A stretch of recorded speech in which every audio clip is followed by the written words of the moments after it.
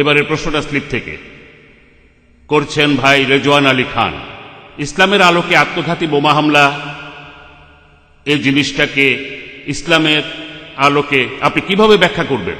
যদি আত্মঘাতী বোমা হামলার কথা বলা হয়, এখানে বেশিরভাগ বিশেষজ্ঞরাই শেখ নাসিরুদ্দিন আলবানী, শেখ বিন বাজ, শেখ ওদাইমি তিনজনই খুব বড় বিশেষজ্ঞ, আল্লাহ তাদের শান্তিতে রাখুন।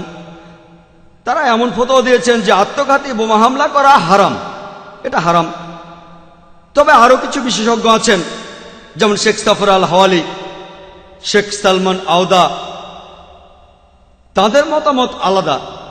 তবে আমাদের আত্মঘাতী বোমা হামলার ব্যাপারটা বুঝতে হবে। ইসলাম ধর্মে আত্মহত্যা করা হারাম, এ ব্যাপারে কোনো দ্বিধাদ্বন্দ্ব নেই। তবে আত্মঘাতী বোমা হামলার ব্যাপারে বিশেষজ্ঞরা একমত নয়। তাদের মতে আত্মঘাতী শব্দটা এখানে সঠিক নয়, এটা সঠিক শব্দ নয়। আত্মহত্যার ক্ষেত্রে একজন তার জীবন নিয়ে বিরক্ত হয়ে জীবনটা দিয়ে দিতে চায়, আর এখানে তাদের মতে এটা যুদ্ধের একটা কৌশল।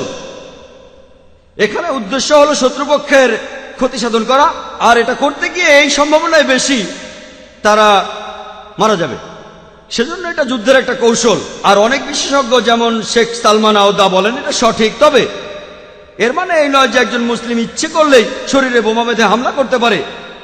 এসব ক্ষেত্রে সালমান আওদা, সাফর হাওয়ালি বলেন এটা হারাম। আমি আগেই বলেছি যে আত্মঘাতী হামলার এই কালচার ইসলাম ধর্মে ছিল না, এটা ইসলামে আগে ছিল না। তবে কিছু মুসলিম আছে প্যালেস্টাইনে অথবা ইরাকে, তারা এমন করেছে। তবে তাদের মতে শেষ উপায় হিসেবেই এমনটা করেছে তারা। এসব জায়গায় অনেক মুসলিমকে হত্যা করা হয়েছে। তখন তারা চেয়েছিল যে আমরা একাই মরবো না, সঙ্গে কিছু লোক নিয়ে আমরা মরবো, আর উদ্দেশ্য হলো শত্রুপক্ষের ক্ষতি করা। কিছু বিশেষজ্ঞ বলেন যুদ্ধের কৌশল হিসেবে করা যেতে পারে।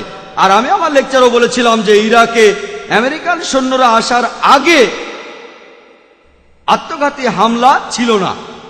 রবার্ট পেপের কথা অনুযায়ী, তিনি আত্মঘাতী হামলার উপরে বিশেষজ্ঞ। তার মতে বেশিরভাগ আত্মঘাতী হামলার পেছনে কারণটা হলো সামাজিক বা রাজনৈতিক কারণ, সামরিক সরকারের বিরুদ্ধে, দেশ থেকে সামরিক সরকার সরানোর জন্য।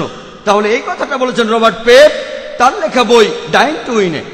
তবে আত্মঘাতী হামলাকে যেসব বিশেষজ্ঞ অনুমতি দিয়েছেন তারাও একথা বলেছেন যে এ ব্যাপারে একজন বিশেষজ্ঞ সব নির্দেশ দেবেন, সবকিছু নিয়ন্ত্রণ করবেন। এমন কেউ যিনি ইসলামিক শরিয়া ভালোভাবেই জানেন, নিরীহ মানুষদের হত্যা করতে পারবেন না।